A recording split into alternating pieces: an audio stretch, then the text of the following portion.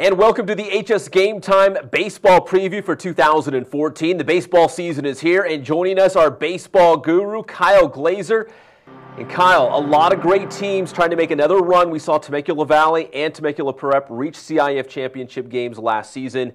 Can the Golden Bears and T-Prep also make another run this season in 2014? Absolutely, Pep. Starting with Temecula Valley, they return all 9 starters from their lineup and their top 2 pitchers from last year. They have 5 Division I commits on their team.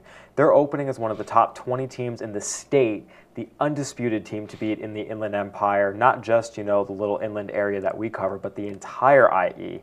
And it's going to be interesting to see. It's always difficult to have a repeat run, but Temecula Valley, the talent is there, the experience is there, and the coaching is there. So all the pieces are in place. Temecula Prep is in a similar situation, didn't graduate a single player from last year's team because they're a new school. It was all sophomores and juniors. They're all coming back. They're a year stronger, a year more mature. I think those 2 schools, you could probably put 3-to-1 odds, really, for those schools to win the titles. They're favored in their divisions. And, I don't want to say it would be a surprise if they didn't win, but when you look at all the other teams in their divisions, it's really theirs and theirs to lose. So Temecula Prep in Division 7, Temecula Valley in Division 2. We saw the Golden Bears go to Dodger Stadium to lose in the finals. Now, in Division 4, you've got another local team you're keeping an eye on. Yeah, Kaiser. They've got 2 pitchers going Division I, Ryan Moda and Chris Mathewson. Mathewson going to Long Beach State, Moda going to San Diego State. It's pretty rare in Division 4 to have 2 guys that are going D1 and your starting rotation. Pitching is what wins in the playoffs. Oh, by the way, they also return the bulk of their lineup. Those 2 guys can also hit. They've got a really good athlete in Toby Rainwater at third base. So they bring back the talent and experience as well. They got upset in the 2nd round last year, so they're angry too. I think they've got all the pieces in place, plus that extra motivation to do some damage. All right, so angry Kaiser, Temecula Valley, Temecula Prep, all CIF championship contenders. Kyle, what about teams that you're going to be writing about in Tuesday's Press Enterprise that are very good, and you wouldn't be completely surprised to be challenging for league titles and as well as a CIF crown? Yeah, it's sort of the usual suspects. You start with Norco out in the Big 8. Kyle Hatton, their ace pitcher, comes back. They also bring back some real heavy hitters in the lineup, Gary Fayard and Cole Young, to name 2 of them. They did graduate some guys. There are some depth questions. Losing Colton Gerhardt does hurt, but the talent is there, and Norco is always going to be competitive. Great Oak, I think, on paper, has as much talent as any team in the area, but that's also been the case the last 2 years, and the Wolfpack have finished 3rd in the Southwestern League each of those 2 years. This might be the year they put it together, though. They have the pitching, they have the guys in the lineup. I wouldn't be surprised to see the Wolfpack in contention for a Division II title. Redlands East Valley, #1 overall seed in D2 last year's playoffs, got upset in the 2nd round. The bulk of their team returns, including on the mound. Hemet and Talkwitz, both of them I think will compete in Division 5. City rivals, talent, pitching, they've got it all around. And Elsinore, they made the semis last year in D3. They bring back 2 really good pitchers in Daniel Noss and Sammy Fitzgerald. They lost some lineup, but once again, pitching is what wins in the playoffs, and Elsinore, after their semis run last year, definitely has another deep run in them. Now, you mentioned Redlands East Valley. I see Ukaipa is another team that you're watching. Could Ukaipa, who we saw beat Great Oak last year, and I think it was a play in a wild card game in the playoffs, Ukaipa challenging Rev this season in CBL? Of course. Ukaipa is always going to be a threat to win the Citrus Belt League. They have Joey Chapman threw a perfect game last year, first in Thunderbirds history. As a sophomore, right? As a sophomore. Yeah. He's back. They bring back some other good hitters, Tom LaRouge, Brennan Gale. So Ukaipa, they're always going to be good. They have returners. They've got the coaching with Coach Stout. I do think Ukaipa and Rev in the CBL are going to be 2 of the top 10 teams in our rankings pretty much all year, barring some unforeseen circumstances or injury. All right, so I think it was 2011 we saw JW North go to the Division I finals. The year after that, Corona made a Cinderella run to reach the finals. Those are 2 teams that are kind of in rebuilding mode this season. I mean, what are you expecting from North and Corona as they try to get back to the top? They both have sleeper potential. Both of these teams were extraordinarily young last year. I mean, starting freshmen and sophomores at most of their key positions. Well, North still made the playoffs as a wild card team. They've got a lot of those talented youngsters coming back, a year older and stronger. They also got some good transfers.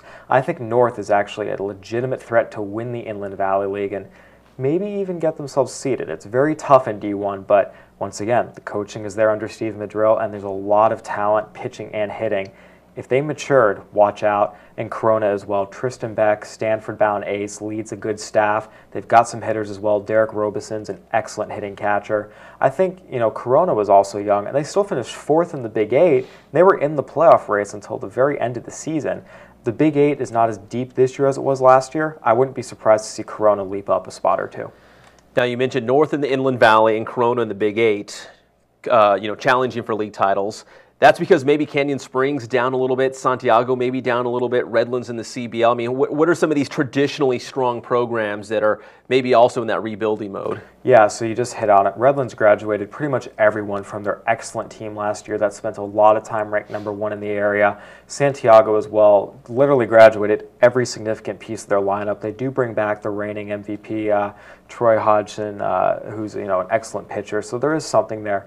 Canyon Springs graduated everyone and then saw 2 of their best players transfer over to North. So all 3 of those programs, they're going to be young, they're going to be new, there's going to be some lumps. But if you'll remember last year, Temecula Valley was in the same boat. They had graduated pretty much all their guys with experience. The new kids came in and they ran to the D2 title game. So Redlands and Santiago and Canyon Springs, these are perennial powers who, on paper, they're young and inexperienced. But you can never really count them out, and a big Cinderella run is never out of the question with those programs. They're young, but if they put it together fast, they'll be right there as well. Now, the Major League Baseball draft seems like light years away in June, but some seniors that are getting heavy attention right now and could go very high at King and also at Temecula Valley. Yeah, so Shane Martirosian over at King, second baseman, drawing comparisons to a young Chase Utley, except faster. Right now, he's like Utley, but better.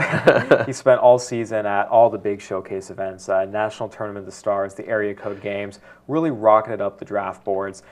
He ran a 6.5 in the 60, which was one of the fastest times recorded in the state. Some of these other traditional speedsters, Shane beat them all out. He's a threat to hit 500, not 400, 500. He almost did it last year. Right now, he's ranked as one of the top 100 prospects among high school baseball players in the country by Baseball America. And he's not going to be a first-round pick. We're not looking at Kyle Skipworth, number 6 overall, Matt Hobgood, 5 overall, barring a surge is possible. But right now, he's slotted more in that anywhere from 2nd to 4th, maybe 5th round range. There's obviously going to be a lot of factors that come into it. Signing bonus, certain teams obviously like certain prospects more than others, but there's no question that Shane Martirosian is the consensus top prospect in the area and will definitely be drafted fairly high. And Kyle Plantier could go to UCSB. I guess both of them, right, would be future Gauchos if they went the college route. Yeah, and UCSB has really, really upped its recruiting, and you see why with guys like Plantier and Martirosian. Martirosian's a second baseman. That's where he's going to stay. Plantier plays shortstop right now. He profiles more at third base down the road, but talking to a couple scouts, they all seem to think, in that 12th to 15th round range, the combination of, Southwestern League MVP, so he's got, the skills. He's got the bloodlines. His uncle, Phil Plantier, had a nice major league career. Yeah, he's got the athleticism. He's a 2-time all-league quarterback. So he's got the arm. Right. You take the total package, and it's definitely enticing. And right now he's slotted 12th to 15th, but he could go up. You remember last year, Tyler Wade at Marietta Valley began the year 15th to 20th round prospect. By the time the draft rolled around, he was taken in the 4th round. So by the Yankees, right? By the Yankees, and raked in rookie league. So it's one of those things, we're talking about draft now, so much can happen. Senior years do have a huge impact on draft stock a lot of times, particularly upwards. So for all these guys, there can be guys that right now we're not talking about that'll be taken in the top 10 rounds, and there are guys we're talking about now who might fall. It just all depends, things happen, but right now, it does look like more Martirosian and Plantier. And I want to throw one other guy who we kind of can claim. Yeah. Josh Morgan. He's at Orange Lutheran, but he's born and raised in Corona, friends with a lot of the guys out here. Right now, he's projected as a possible first-round pick. Shortstop, committed to UCLA, got the bat, silky smooth defense. He and Martirosian kind of went all around the country this year together to all those showcase events. So he's also a guy that very likely will be drafted, like I said, probably top 50, top 75 picks overall. And you did a feature story on just how heavy we are on those middle infield positions. We've got a lot of good players. Zach Kirtley at Redlands East Valley, and you did something on this. Shane Martinez, who's still a young guy, but at North. Yeah, that's really the position of strength this year, the middle infielders. Brandon Becker at Cajon is going to Oregon. Shane Martinez going to Arizona from North. We also have David Maldonado, second baseman at Temecula Valley, just committed to San Diego State. So we've got 7 middle infielders currently committed D1. 3 of them, are going to be back next year, sophomores and juniors. So middle infield is definitely the position of strength this year. Last year it was the catchers, Nottingham and Cisco and some of those other guys. This year, look up the middle of the diamond for the strength. So check it out, Tuesday's Press Enterprise, the big ticket. KG Kyle Glazer will break down the entire high school baseball season, and you can find it all in Tuesday's PE. So check that out. I'm Pep Fernandez, and we'll see you next time here on HS Game Time.